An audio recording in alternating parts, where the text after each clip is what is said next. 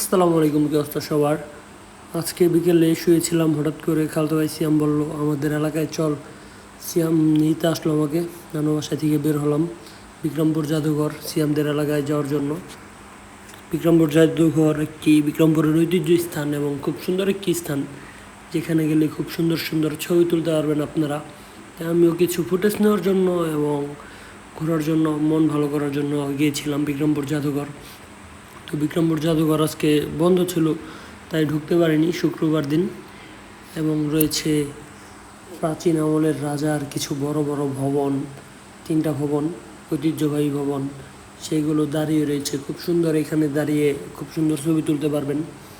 দারুণ একটি প্লেস, ঘোরার জন্য আজই চলে আসুন এবং উপভোগ করুন জায়গাটা। আরও 2টি লেক রয়েছে, কিন্তু আমার ফোনে চার্জ না থাকার কারণে আমি লেকের ভিডিওটা নিতে পারিনি, দুঃখিত।